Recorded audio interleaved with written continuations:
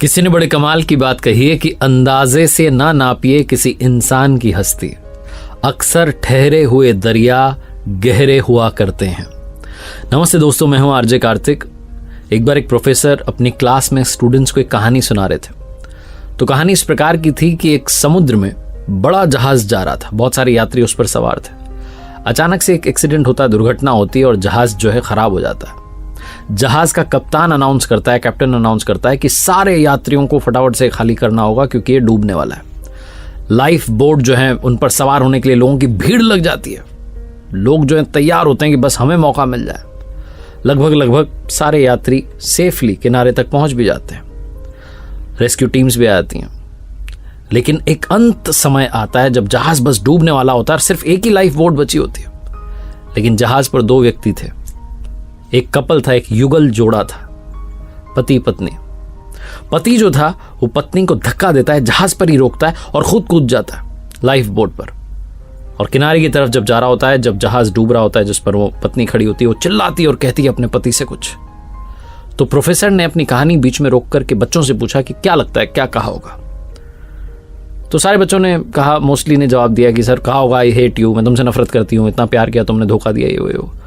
किसी ने कहा कि हो सकता है कहा हो कि तुम बड़े सेल्फिश हो, मतलब ही निकले हुए हो। एक बच्चा चुप रहा, बहुत सिंसियर लग रहा था। तो प्रोफेसर ने पूछा उससे कि आप चुप क्यों, आप बताइए क्या कहा होगा। तो उस बच्चे ने कहा कि हो सकता है पत्नी ने अपने पति से कहा हो कि हमारी संतान का ख्याल रखना।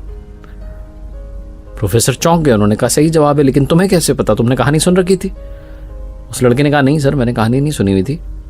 मेरी बीमार माँ भी जब अपने जीवन के अंतिम क्षणों में थी तो मेरे पिता से ही कहा था कि हमारे बच्चे का ख्याल रखना।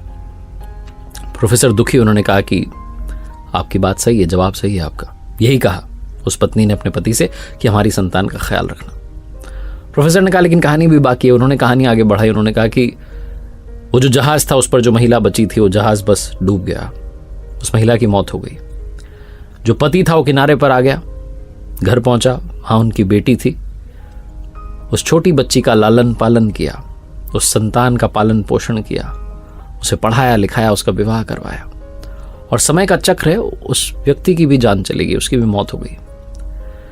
जो बेटी थी वो एक दिन अपने घर पर मायके में आई हुई थी और घर की साफ सफाई कर रही थी, सामान जो है सारा देख रही थी। तब अलमीरा में उसे एक डायरी मिलती है जो कि उसके पिता की थी।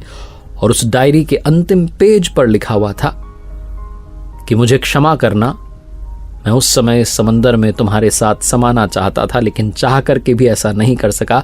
मुझे कठोर निर्णय लेना पड़ा, हमारी संतान को पालना पोसना आवश्यक था, इसलिए मैंने तुम्हें वहीं छोड़ करके खुद की जान बचाना मुनासिब समझा। मुझे मालूम था कि तुम बीमारी से ग्रस्त हो, कुछ दिनों में वैसे भी तुम ये दुनिया छोड़कर जाने वाली थी। ऐसे में मुझे ये कठोर निर्णय लेना पड़ा, वरना मेरा यकीन मानो मैं तुम्हारे साथ समंदर में उसी पल समा जाना चाहता था। तुम्हारे बिना मेरे जीवन का कोई अर्थ नहीं है। बच्ची जब ये पढ़ रही थी तो रोती चली जा रही थी। कहीं ना कहीं उसके मन में चलता था कि पिता ने माँ को वहां के लिए क्यों छोड़ दिया, लेकिन उस दिन उस क्षण उसे समझ में आया कि पिता ने ऐसा फैसला क्यों किया था। इस जीवन में बहुत सारी बातें सही गलत से ऊपर है। बहुत सारी बातें बहुत कॉम्प्लेक्स्ड होती हैं, बहुत जटिल होती हैं, जिन्हें समझ पाना बड़ा मुश्किल होता है हमारे लिए। और हम में से काफी लोग बस तुरंत रिएक्ट कर देते हैं, बात बोल देते हैं, सोचते नहीं, विचार नहीं करते, इमीडिएटली रिएक्शन देते हैं। आप ऐसे करते रहेंगे तो लोगों को खोते रहेंगे। प्रतिक्रिया देना बंद कीजिए, लोगों को जज करना बंद कीजिए, लोगों से प्यार करना, मोहब्बत करना शुरू कीजिए। देखते रहिए हर सोमवार सुबह 9:30 बजे मेरे साथ एक नई कहानी, हर शुक्रवार सुबह 9:30 बजे लर्निंग सीरीज का एक नया वीडियो। अगर आप कुछ अच्छा सुन रहे हैं तो आरजे कार्तिक की कहानी सुन रहे हैं, सुनते रहिए। और एक बात याद रखिए जो अक्सर कहता हूं, ऊपर वाले के आशीर्वाद, अपनी मेहनत और अपनों के प्यार के साथ कर दिखाओ कुछ ऐसा कि दुनिया करना चाहे आपके जैसा।